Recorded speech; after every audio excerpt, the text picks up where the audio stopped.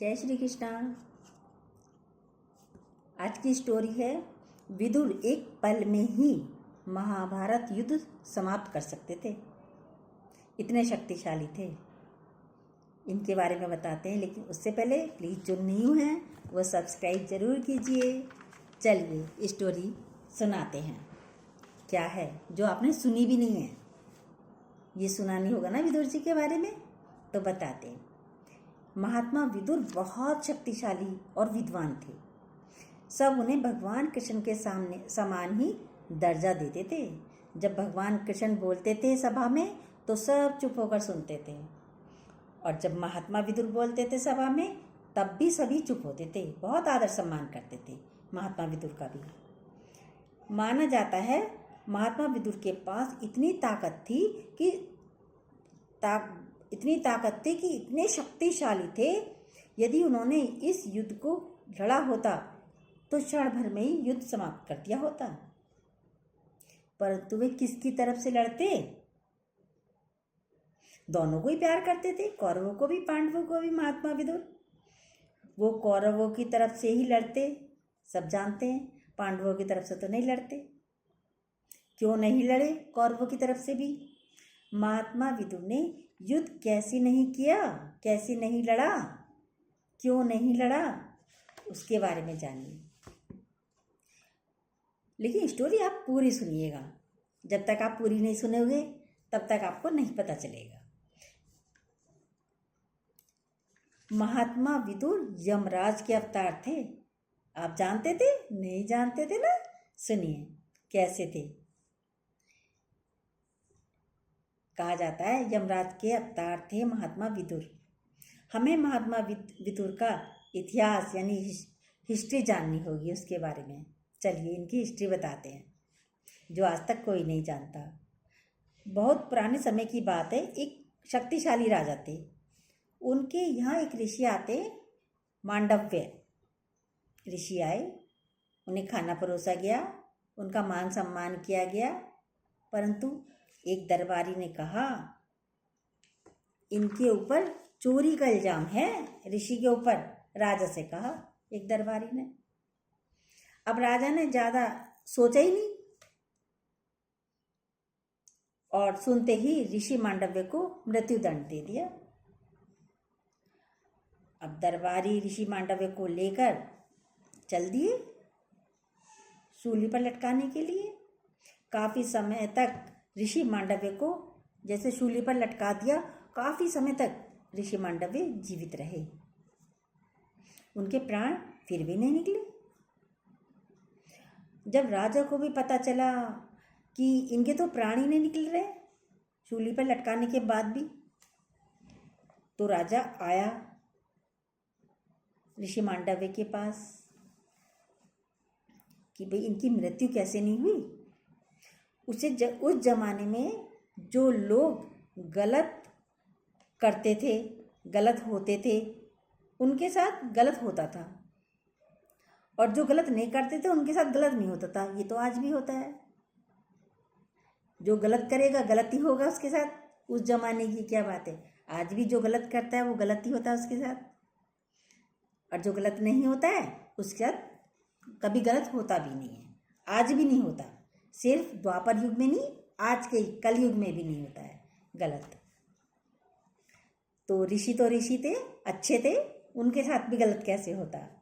राजा तुरंत ऋषि मांडव्य के पास पहुँचे और सच्चे दिल से माफ़ी मांगी और शूली से उतारा, और ऋषि को धन धान्य देकर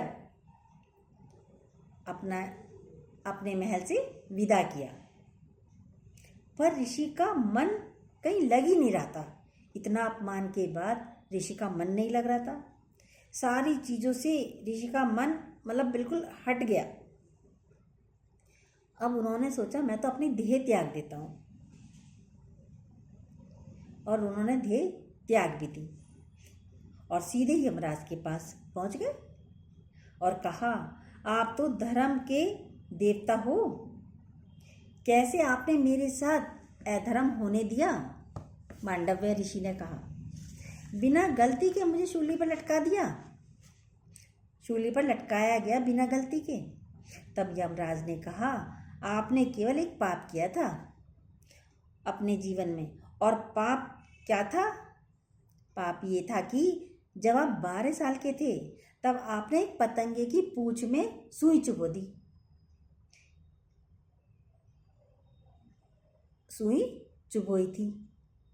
अब ये बात सुनकर ऋषि नाराज हुए कि मैं केवल 12 साल का था, मैंने एक पतंगी की पूंछ में सुई क्या चुभो दी, उसके लिए क्या आप मुझे मृत्युदंड दे दोगे, शूली पर लटका दोगे? और क्रोध में आकर ऋषि मांडव्य ने यमराज को श्राप दे दिया। अब ऋषि मांडव्य को क्रोध आया कि 12 साल का बच्चा था, जरा सी सुई चुभो भी दी पतंगे के तो क्या हुआ, इतना ज्ञान तो नहीं होता, और लेके यमराज को श्राप दे दिया।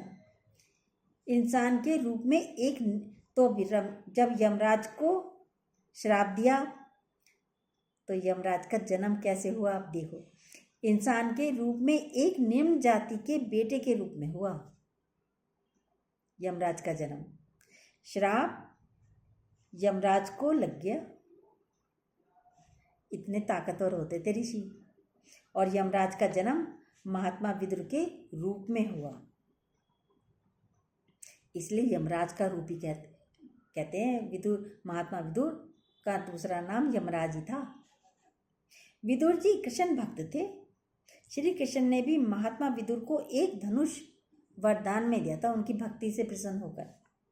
ये धनुष बहुत शक्तिशाली था, जो एक ही प्रहार में लाखों करोड़ों लोगों का सफाया कर देता, मार सकने की उसमें क्षमता थी। कहते हैं इस युद्ध का सामना महाभारत के युद्ध में कोई भी नहीं कर सकता था। इस धनुष का सामना युद्ध में कोई नहीं कर सकता था।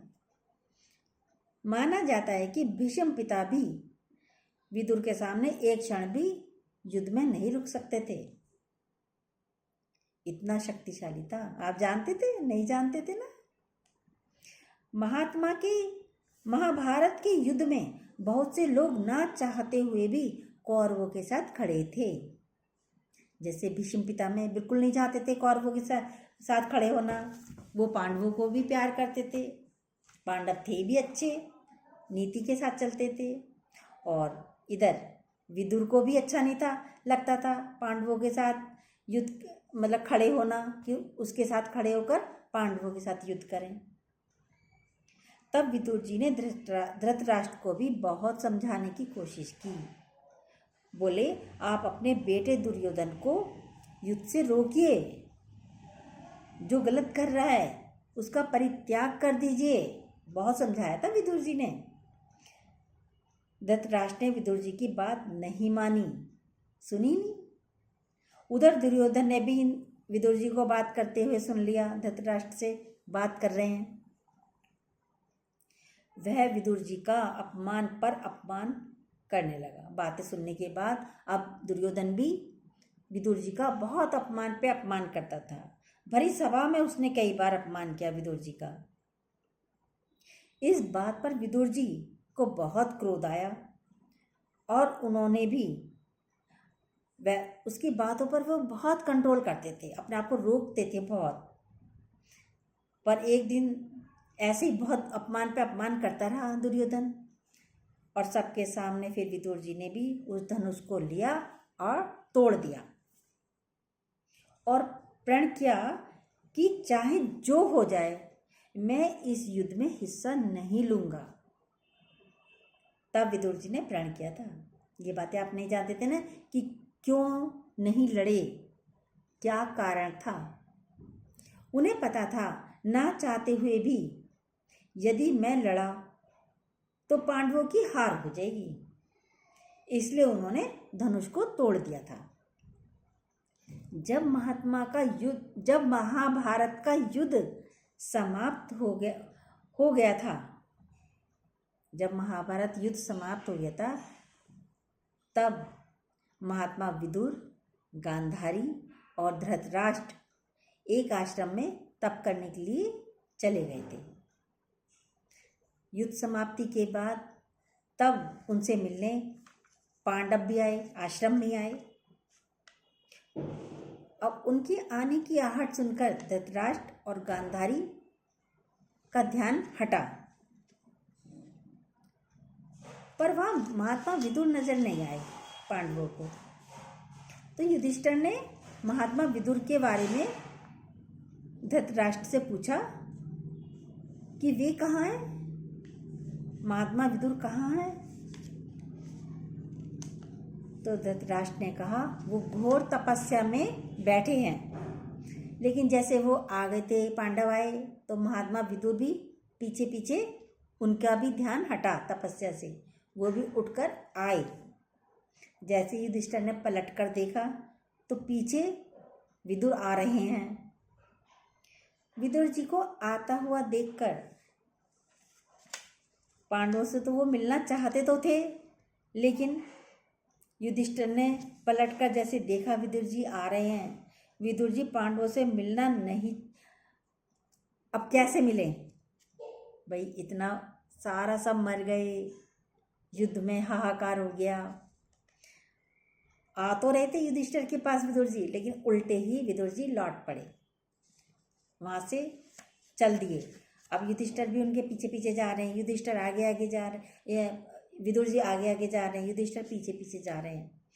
तो विदुर जी एक पेड़ के पास जाके रुकते हैं, युधिष्ठिर भी उनके पास पहुंच गए। युधिष्ठिर उनसे कुछ बातें करना चाहते थे, तभी विदुर जी ने, महात्मा विदुर जी ने अपने प्राण त्याग दिए। ये जानते थे आप? नहीं, उन्होंने किसी से कोई बात नहीं करी और अपने प्राणों को त्याग दिया। ये हैं वो बातें जो हमने सुनी ही नहीं, महाभारत की बातें भी नहीं सुनी ना। रोज़ हम आपको नई नई बातें बताएंगे, रोज़ हमारी पूरी वीडियो देखिए। अब कल फिर और नई वीडियो डालेंगे, ठीक है? जय श्री कृष्णा।